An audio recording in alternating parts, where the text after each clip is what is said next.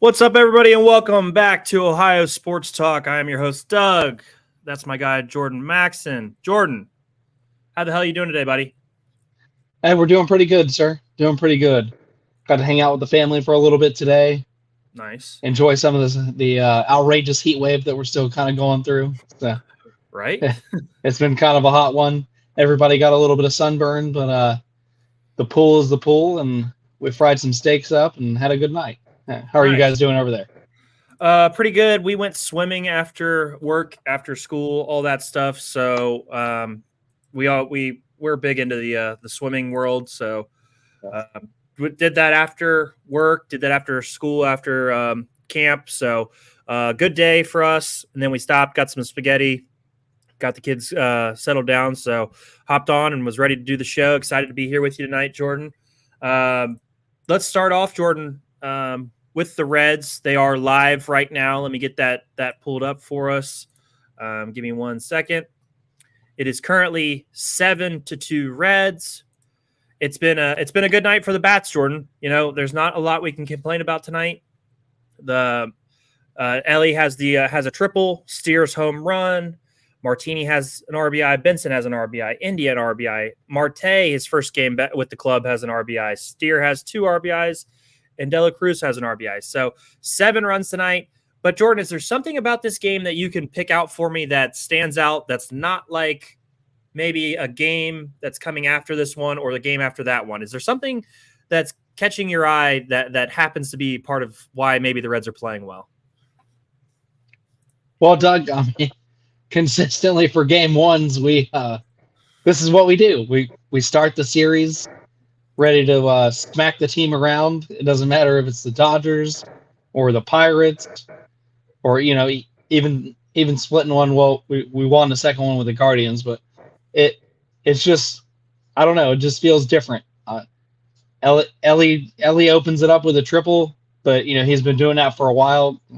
He had a triple in the Pirates series, even though it was in a losing effort.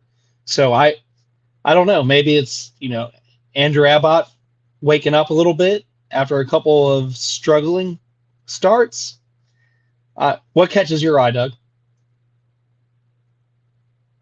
I honestly, I don't know. The Reds are quite possibly the best team in baseball at winning game ones of a series. I mean, it is impressive how good these guys are at winning game ones. So to me, this is just par for the course. They always show up game one, and for whatever reason, they absolutely kick ass. I mean, it's the bottom of 4, and they already have 7 runs. Abbott's pitching a really solid game. He's given up 1 hit. It did turn into a home run for Arenado, but very impressive start for the Reds. 7-2, bottom of the 4th. We'll definitely come back to the Reds here in a little bit, Jordan. But anything around Ohio that you want to touch on before we get into the Cavs, because we had a big night last night for the Cavs? We'll finish up with some of my thoughts. Ohio State had another big day in the recruiting bin. So they got a 3-star tight end that picked us over Penn State and Wisconsin. So to me, that's a big win today. Big 6'4" guy, came from a private school over in Cleveland. Pretty sought after, and that's a position we haven't had a lot of consistency at over the years. So it's good to see that we're getting kind of a solid player there. Consensus say he's 3 stars. I've read a couple where they had him labeled at 4. You're getting recruited by other big programs. Especially Penn State. They love their tight ends, Douglas. Anything offensive line, anything beefy. So I think this is another big win for Ryan Day. Some other big announcements, possibly another running back who could commit for the 2025 class. His name's slipping my mind. We were just kind of texting about it. Yes, Davidson. Same consistency. A lot of them have him at 4 stars. Some of them got him at 5, but it's a big win. Good player. Damn good players. That's kind of an understatement at this point for Ohio State, but it's big. It's just kind of recruiting. We touched it on the last episode. Recruiting like I've never seen. Just they are all hooks in. We're gonna at least lock them down for a year. Yeah. We know how the portal works. Anybody can kind of enter and exit as they please right now, but the building blocks are there. Larry Johnson getting it done defensively. We touched that on last week. So it's just kind of heavily on my mind. We're so close, Douglas, but yet so far away from NCAA action here in August, and it's just the news just keeps getting better for Ohio State. Yeah, no, definitely. Glad you brought that up. Ohio State, we keep touching on it. They are crushing recruiting right now, absolutely crushing it. Very exciting time for Ohio State football. But let's talk about the Cavs, Jordan. NBA draft last night. The Cavs went out. They had the 20th pick. They go out and they sign or they draft Jalen Tyson. Jalen Tyson is a wing from Cal. He averaged just under 20 points per game, just under 7 rebounds a game. So, Jordan, let's just get right into it because we last night didn't get the pick because we didn't understand the pick.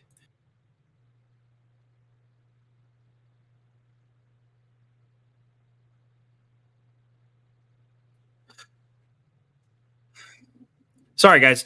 We didn't understand the pick, and we were kind of, scratching our head. Deron Holmes was still there. We had a chance maybe to trade up for 2 guys that I thought were going to help sooner in Connect and De Silva, but we stay pat. We could have traded back. The GM was very high on Tyson. What are your thoughts giving it some time, giving yourself a chance to check out a couple of his highlights? What are your thoughts now, Jordan? My thoughts are a little bit more positive than our initial reactions via live reaction from you, Douglas, via a couple of tweets from me. I think he's an excellent 3-point shooter on the college level. I think he was batting. I think he was shooting at like 48%. No, not 48%, no. but he was almost in the 40s though.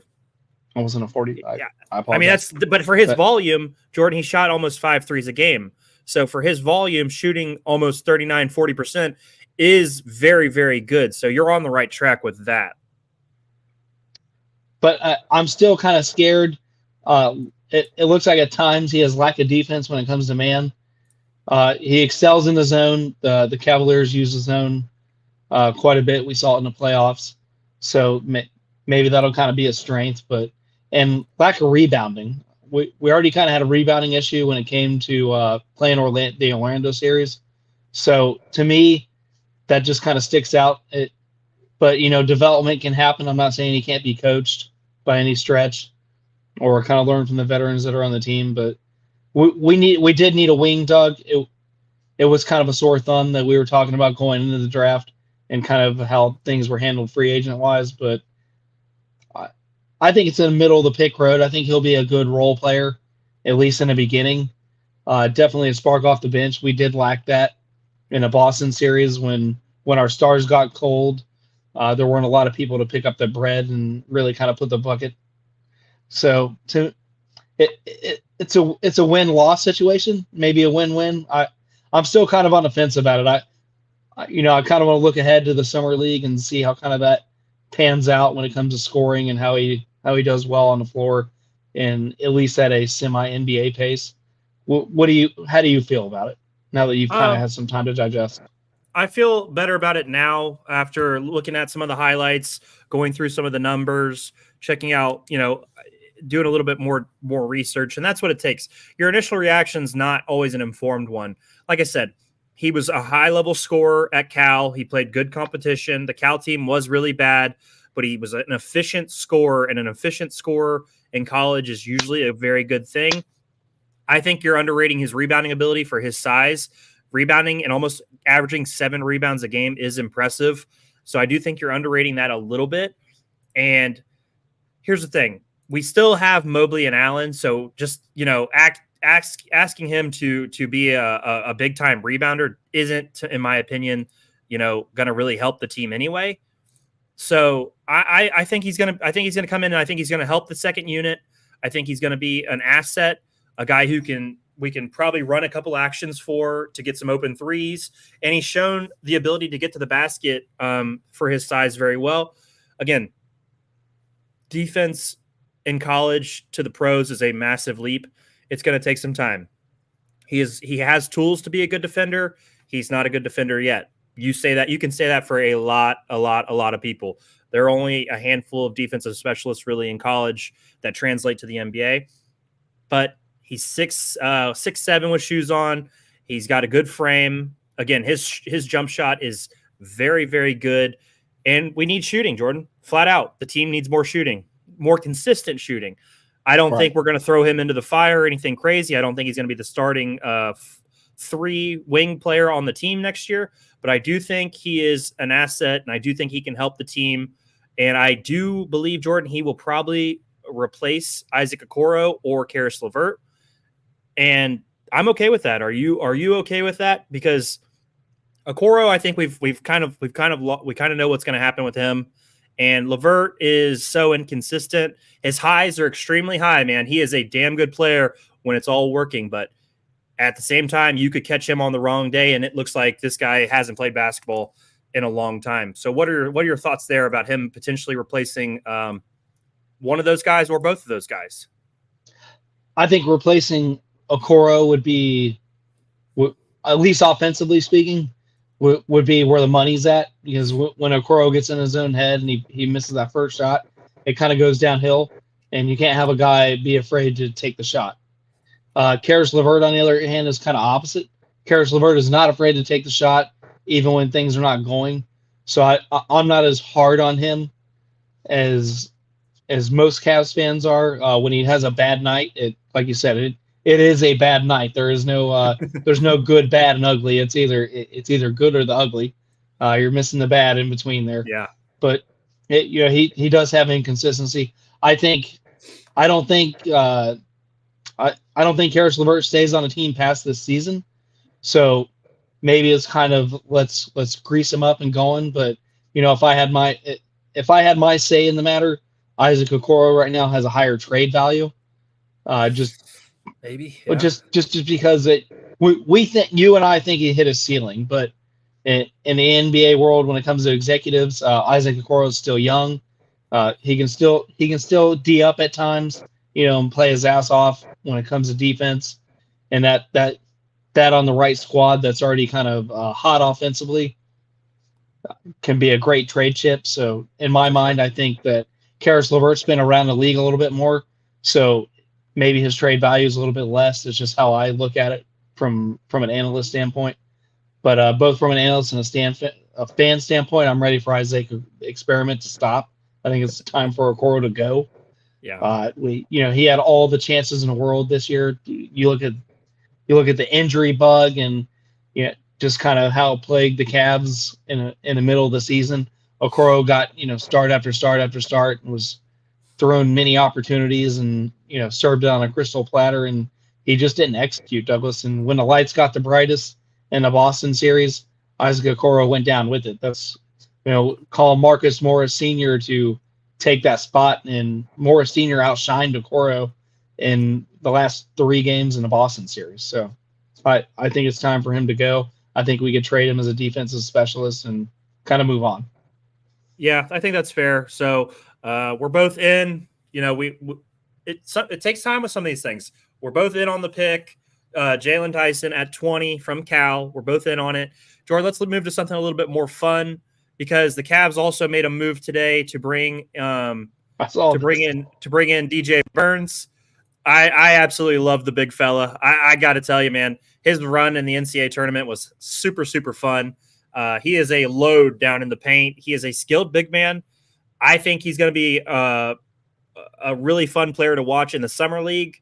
And, if things go well, maybe potentially he can play for the G League, the G League team, and just stick around. That's what you got to do sometimes when you're undrafted. You got to just stick around and do things that other people aren't willing to do. I hope he goes out and plays well in the summer league or makes the summer league team, because that'll make the team even more fun to watch.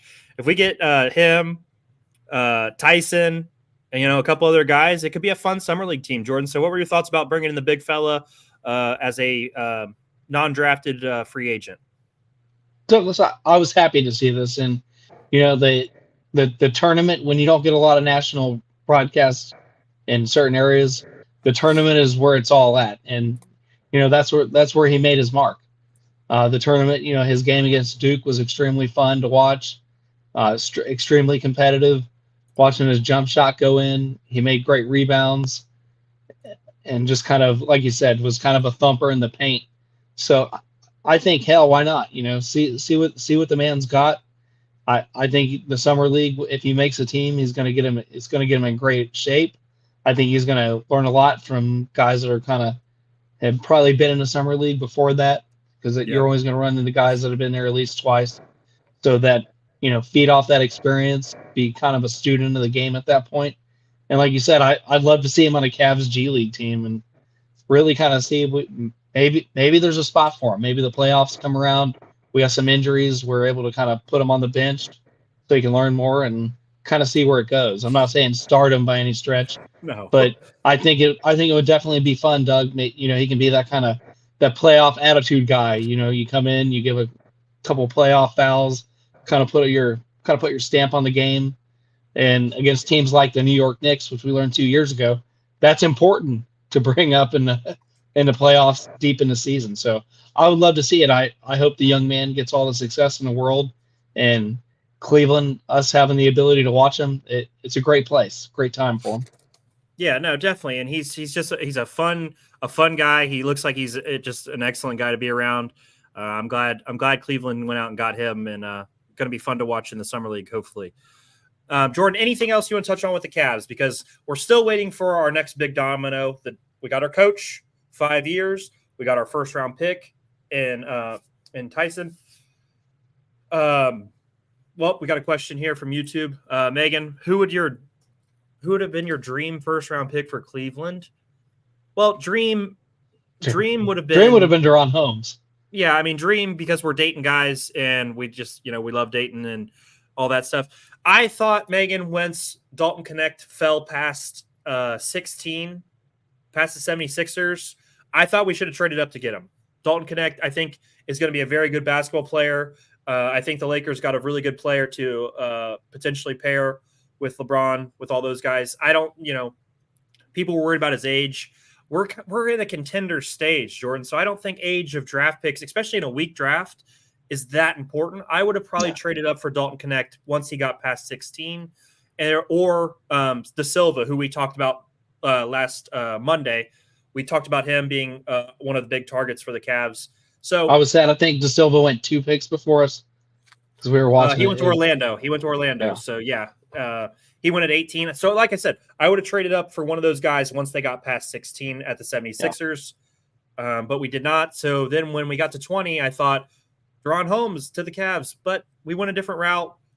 I'm happy with what we have. We have a guy who can contribute in the second unit. He can he can have the ball a little bit in his hands in the second unit. I think he's going to be able to contribute down the line.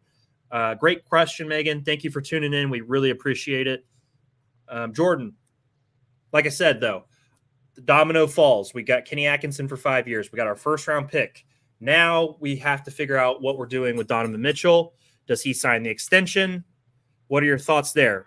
Do we get this done by this weekend? What are your thoughts? And I'm going to see if this magic happens twice, Douglas.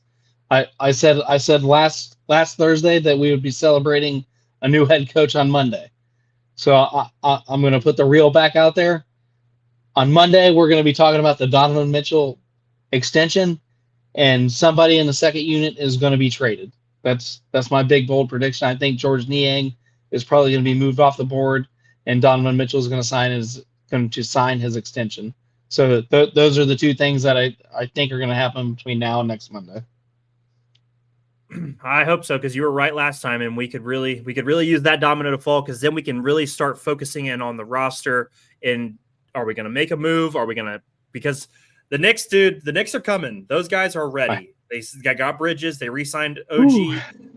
It's going to be tough. We've got to do something to help the roster. Something has to happen. We cannot go into the roster. I know people love the core four. I know they love all that. We're not good enough. We're just flat out not good enough. Jordan, let's get into the Reds, though. So we talked about them a little bit earlier. We're playing well right now against the Cardinals. It is 8-2 right now. We love that. That is exciting, obviously. But let me tell you the bad side of things, Jordan. Hit me with it.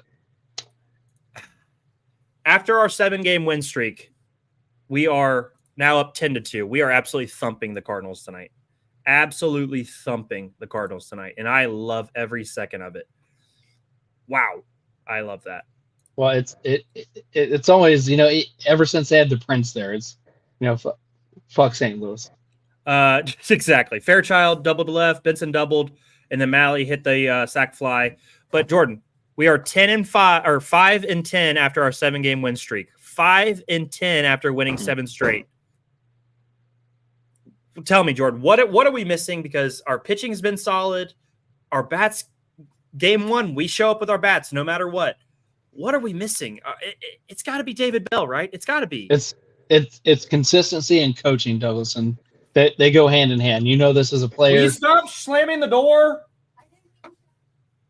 Sorry, we're going to do it live, but I'm getting attacked with door slam.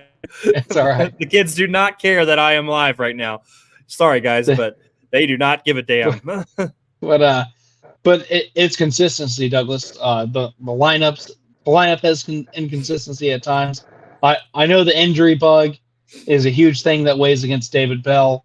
I don't use it as the ultimate excuse, but I give him an inch there. But it's just the consistency in hitting. Like you said, we're getting quality starts, and we'll touch on Nick Lodolo later, and that had me all kinds of frustrated a couple days ago. But that's another black eye this team just can't have, Doug. We just our ace of a pitcher that we're just praising and praising and praising, and we got the Candyman's being looked at for some injuries in his knee potentially. It's just it doesn't get. I think the medical staff needs to be fired. Like whoever our strength and conditioning coaches, Doug, these injuries just don't happen. Like you look at other ball clubs all around the league. Everybody's playing this grueling schedule. Something's not right. Either, dietitians are not doing their job. Medical staff is either turning a blind eye, which I fully think that. I don't even think that's a conspiracy. There's no way you can have this many bad injuries and riddled injuries. We got guys going to get second opinions after they were told they were going to be able to play and then turn around and have surgery. Doug, that's not professional baseball. I feel like we're at the high school level trying to, patch guys back on the field at this point. These are $1 million guys, $1 million plus investments, every one of them. And it's just not acculating. So there's something wrong in Cincinnati when it comes to strength and conditioning, health. That's my opinion. It starts with David Bell and goes all the way down. But that's just, it's infuriating to me that, players' health and, strength and conditioning, it just seems like it wasn't taken seriously in Cincinnati. And it's shown its head. This many injuries before the All-Star break, to me, it's unusual. I know it happens from squad to squad sometimes, but this seems to be a lot, Douglas. I don't know. I agree. Am I overthinking it? I think you are, though. I think I saw a stat today that was not helpful in the injury department. And hopefully, I misread it, but I think I got to remember what I don't think our injuries are as bad as some other teams are dealing with this season. I think injuries are up across the league, and I think a lot of people are dealing with more injuries. We just are so closed in to the Reds that we don't see it. But again, we do have our best player, our best hitter has definitely been hurt for 2/3 of the year now, Matt McClain. We lost Marte to steroids. We are dealing with Nick Lodolo is going to miss a start. He missed the beginning of the year. So there are some things that are going against us, Jordan, I 100%. But at the same time, I think a lot of teams are dealing with injuries. The Reds they don't have an ounce of consistency in their lineup. We have a different lineup every damn night. And I think until we get rid of David Bell, we're not going to be a consistently good team. And I've said that week in and week out. It's got to happen sooner or later. This guy is somehow on the all-star team staff, and we are I don't get it. I know his brother was good friends with the manager, but why are we rewarding mediocre baseball? So that is where I stand with that. Is there a name I'm gonna put you on the spotlight? Is there a name that you want to see take over the management position next year for Davidville? Is it internal, or do you think they look outwards? Internal, I don't know who it would be internally because Barry Larkin already tried to get the job. I don't think they're going to hire Barry Larkin to take the job. Trying to think. I don't want anybody else on the staff taking over, so I think it has to be external. I don't have a name for you at the moment. I will do a little bit more research and come up with a name, but I don't think the person that is going to take the Reds to the next level is in the building right now. I was hoping for Barry Larkin because it just, but he tried. He tried. He tried, but Bob Castellini he doesn't take swings. So I think it's going to come internally, and if that comes down to it, it's got to be Barry Larkin. He's tried, he's been there, he's still kind of around. Obviously, I think that would be kind of the easy scenario for Castellini and company. But like you said, I'm sure he would welcome the opportunity. I'm sure he would. Oh, absolutely, yeah. Because I mean, this squad is young and ready and hungry if they can get some consistent coaching and some health. And I do think we need to make a trade before the All-Star game, and got to bring in like a fielder or just a big hitter from another team. They don't. The ownership doesn't do it, dude. We've harped on it. We've tried. It does not happen. So let's see. Let's move on from the Reds. We've got more Reds baseball for a long time. So let's move on. Our college football highlight, Jordan. Tonight we're talking about the Bowling Green Falcons. There you go. Jordan, Bowling Green. Let me get it pulled up for you. Excited about Bowling Green, actually. I mistook them. I thought they were going to be having a down year. Come to find out, they are right in the mix of the MAC this season. They're third in the MAC projected wise. So stadium, the Deutsch Perry, head coach Scott Liffler, 20-35, but last year they battled back and had a 500 season. Their rivals are Kent State and Toledo, Jordan. They are projected to finish, like I said, third in the MAC with a 6-6 record. They are actually tied with Northern Illinois for that third in the MAC potentially. So that's they're definitely battling it out. Solid recruiting class, 100th overall with 21 commits, 106th rated transfer class with 13 commits. And then their top players, they have an absolute lockdown corner in Jordan Oladukin. He is incredible. I watched a couple of his highlights. That guy is a machine. He is not going to get a lot of passes thrown his way. Alex Wolfschlager, a veteran O-lineman who's going to really continue to help the Bowling Green run game. He is a massive human being. I think he's 6'7", I believe. He is huge. And then Terrion Stewart, their star running back, rushed for 760 yards last year. A team leading 8 touchdowns, Jordan. Touchdowns were hard to come by for them last year. They did not have a great receiving core. But this guy is going to be even better this year because his other running mate who was taking some of the carries transferred out. Jordan, this is a much improved football team. You look at their record from the last couple of years, it's been a struggle, but they also brought in a safety transfer in Darius McClendon, who is a sure tackler from Florida Atlantic. And like most MAC teams we've talked about, Jordan, they've had transfers out. Their defense definitely got hit by the transfer portal. They lost edge Cassius Howell, who had 9.5 sacks for the Falcons last year. He is now in the Texas A&M D-line, so that's a massive loss. But this is a good team, Jordan. This is a much improved Bowling Green team after they had some really good teams throughout the 2000s, and now they're trying to get back to that point. They're transferring in 2 good receivers, one from Auburn, Malcolm Johnson, to help bolster that wide receiver group. It's a much improved team, Jordan. So what are your thoughts on Bowling Green this season while I pull up their schedule? Just looking at their transfer class, who they're keeping, their stars, and all the key big factors on that. and a consistency at coaching. I truly think that, finishing third and potentially even second could be in the cards for them.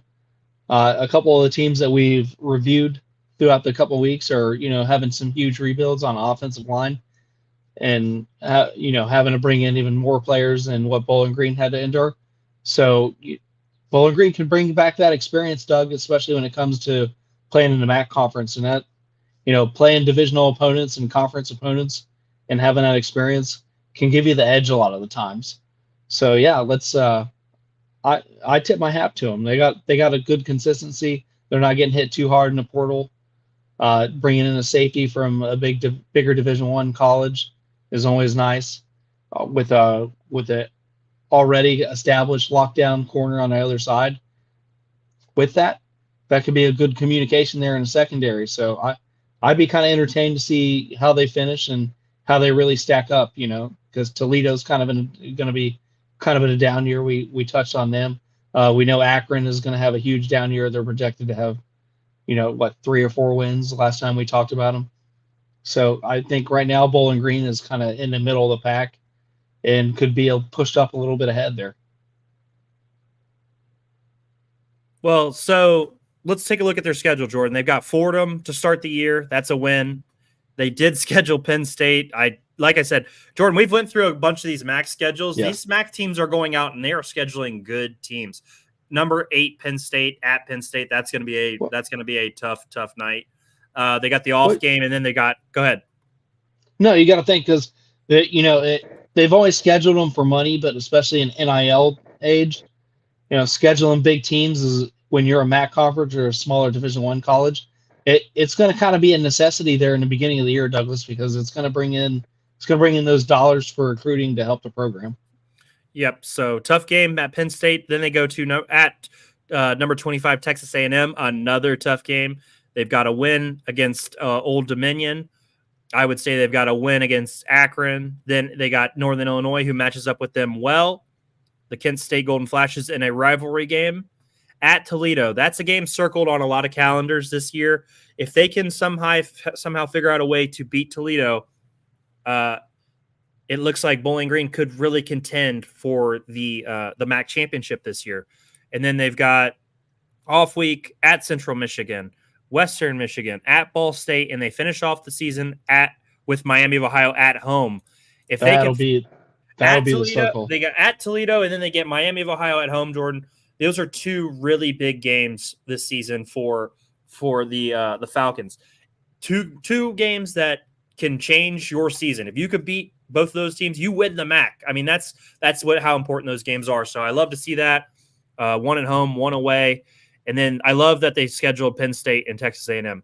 You might go out and you might get your ass kicked, but you are playing damn good football teams that are going to make you better. So I think those are great scheduling games.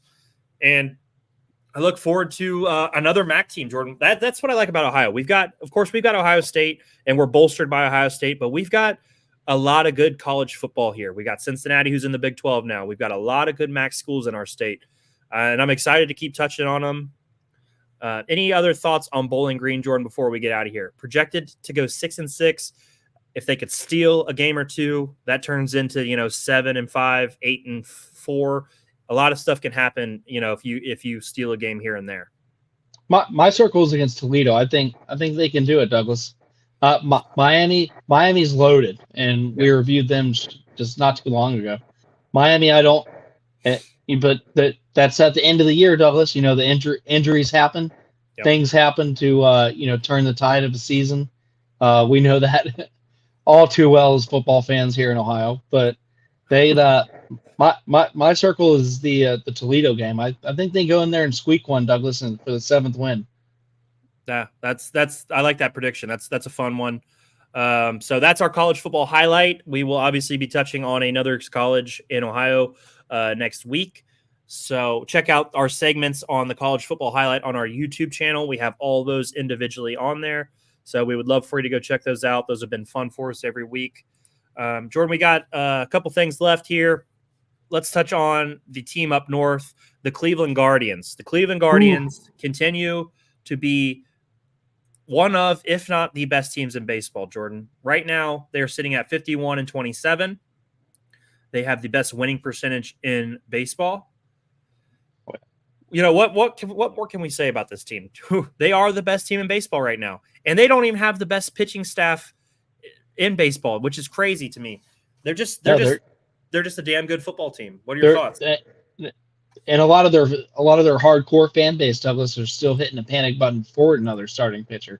So the fact that they're doing it offensively, defensively. They hit the home runs at the right time. They have some of the better hitters in baseball as well. That's always better consistent. Consistency there. They're just top to bottom, one of the most fun teams to even watch as well. They don't seem to struggle too much. The lights never look too big for them, and they're right here in Ohio. So it's really nice to see the Ohio team up north, carrying the Ohio banner and being the best team, not just in AL, but damn near the best team in baseball. And that's exciting, Douglas. I'm really going to we can't watch too many games because we don't have access, but moving forward, when the weather gets colder and we get to that hunt to October, the Guardians are going to be all in, and I think we're going to be talking a lot about them. So just really hats off to that team and organization. For sure. Let's dive in a little bit, Jordan. We talked about this before, but Stephen Kwan is the best hitter in baseball. He is hitting 377 right now. 377. I think that's up from the last time we talked to him. That is an absurd number. They have one of the best all-around players in baseball in Jose Ramirez, hitting 275, 21 home runs, 72 RBIs already, 72 before the All-Star break. And his on-base percentage is 330. He is absolutely a machine. When you look at MVP candidates, he is one of, if not one of the top 3 candidates in baseball right now. Again, and they're doing it without great starting pitching. I mean, Logan Allen has 8 wins. Tanner Beebe is a strikeout artist. He's averaging almost 11 strikeouts per 9. But nobody's going to tell you that those guys are the, lights out top 5 aces in baseball. So they're getting it done with good hitting, good coaching, and timely pitching is what I'll call it. They are getting it done with timely pitching, and they have the best closer in baseball, which obviously helps quite a bit because if you get to the 9th against the Guardians and you see Klaus come out, you're done. He's locking it down. He's that damn good. So damn good team, Jordan. We wanted to give them a little bit more time today. Any other thoughts on the Guardians before we wrap them up? No, I think we kind of hit it on the head there. They're well coached. I love the terminology you put it in. They're timely pitching, but just offensively, they just have it. They just, whether it's Ramirez and just down all the way down the line, it is a great squad. It's a fun squad. They've had their struggles against the Blue Jays, but that's kind of interdivisional there when it comes to the AL. But Douglas, not a lot of teams are giving them problems. And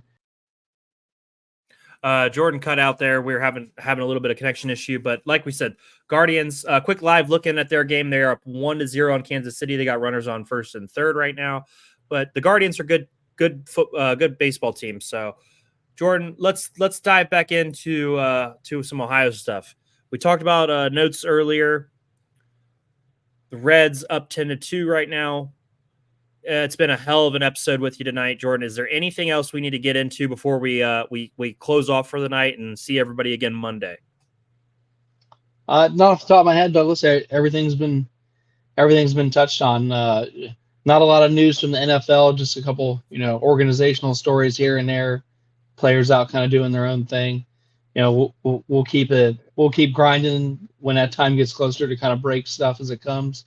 The NBA is going to probably pop off here when it comes to signings and tradings now that the draft's in the book. Everybody's got their coaching. It was fun.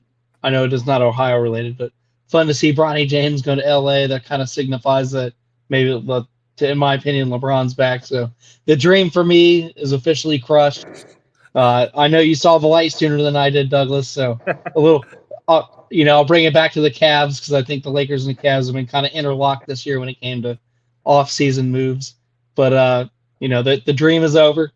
So maybe we'll go out and trade for Brandon Ingram. That would be the next pipe dream I hope for moving forward. But just a lot of excitement. We're just kind of in that lame duck session right now when it comes to a lot of other sports other than baseball. But we'll be here to cover it. I know you kind of have a big thing. If you want to break it here on Ohio Sports Talk for Flying with Doug, you have a special guest coming up. Yeah, if you guys like Dayton basketball, check me out on Flying with Doug on Twitter. I have an interview with former Flyer Kyle Davis, one of the definitely fan favorites from his time as a Dayton Flyer. We're going to be doing a live interview with him on 6 o'clock next Wednesday. So if you could tune in with that, that'd be fantastic. And it's just going to be really fun. I'm starting to really get some tread over there and with Dayton and getting some more access. So that's really cool. And I'm really excited to interview Kyle Davis. He's a really good basketball player when he played at UD, an undersized guy who really made it happen. Left-handed, some great dunks in his career also. But Jordan, also, I appreciate you for that little plug, but our team, FC Cincinnati, back this weekend against Dallas on Saturday. So we'll definitely be tuning into that. So definitely check out FC Cincinnati. Hopefully they get back in the winning ways. Jordan, it's been an absolute pleasure tonight. We, at the moment, have 147 live viewers. Guys, that is insane for us. Thank you so much for tuning in. Tonight was a really fun show. I thought we got through a lot of good stuff. Thank you for everybody who's stopped in. Keep hitting us up on all of our socials, Ohio Sports Talk. Check out the YouTube channel. Check out our TikTok. It's all scrolling at the bottom on the banner there. And we will be back Monday night at 9 o'clock. We're going to do it all over again. We hope to see you all there again. Big things are coming from Ohio Sports Talk. We are still in our very beginnings. So thank you for all the support. I'm Doug. That's Mad Dog Maxon, and we will be back Monday night, 9 o'clock. Can't wait to see you all again.